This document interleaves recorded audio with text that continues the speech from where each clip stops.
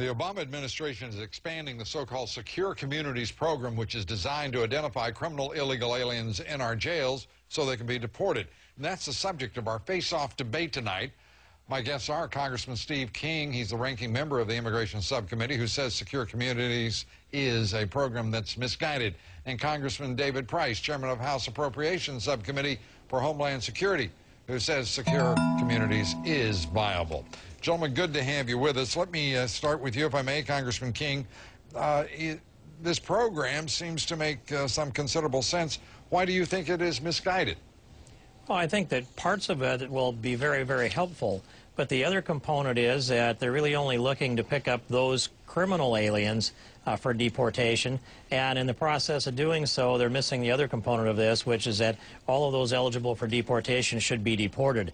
And that's my issue with it. I think that it's an important component. It adds to the cause, but if it's exclusively the verbiage that we hear from the Obama administration that we're only going to be enforcing against those criminal aliens, those that have committed crimes here in the United States, that's not enough. We need to do it all. Congressman Price, your thoughts?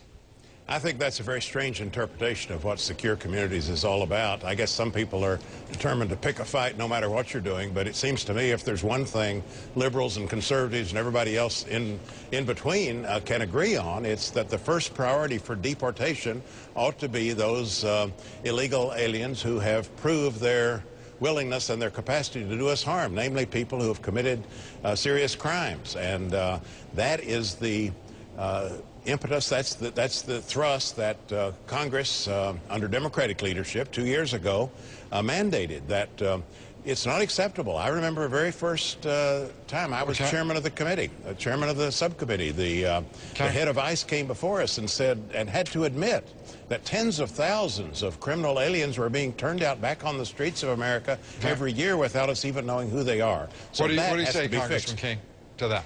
Well, first, I would agree with Mr. Price to a certain degree, and according to his own records, there are 600,000 illegal aliens locked up in our jails today.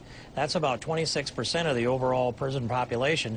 If they're committing 26% of the murders, 26% of the rapes, there's a tremendous amount of crime and a tremendously high number of Americans that are victims to these crimes.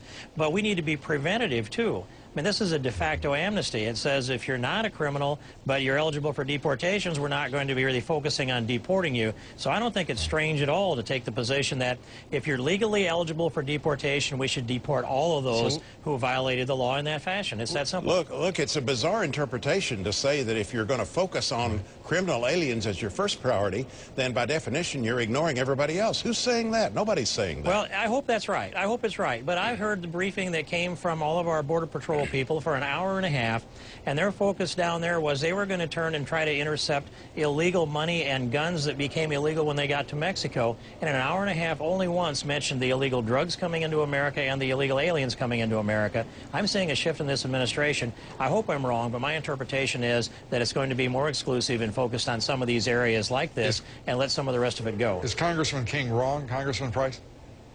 Well, this isn't about the Mexican drug cartels. That, of course, is an important problem, and we can discuss that. We have redoubled our efforts to deal with that problem. What we're talking about here is people who have committed crimes, who have been convicted of crimes, and are in our prisons. Are we going to deport them or not? Let me ask you both this question.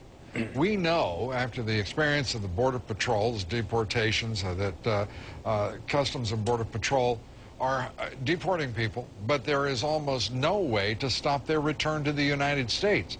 So how will we judge the success of this program, Congressman Price, if we know that our border remains a sieve, our ports remain a sieve, and we know full well, that people are crossing our border after being deported 6, 7, 8, 9, 10 times?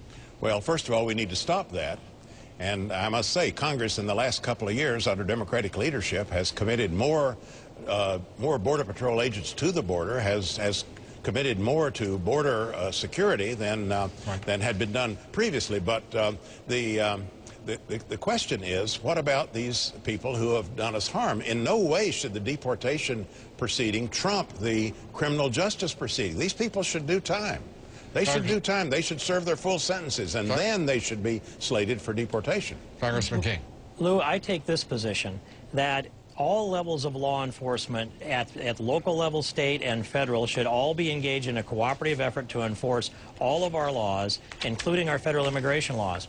And when people who are eligible for deportation are encountered by local law enforcement, they should not be allowed to turn them loose anywhere except to ICE for deportation. And I have a bill that I've drafted that's ready to be introduced, and I would hope Mr. Price would join with me in it, that would suspend their SCAP funding and we're going to have to end it here. I'm sorry, Congressman. Yes. We're out of time. Congressman King, Congressman Price, thank you, gentlemen, both for being with us. Thank you so much. President Obama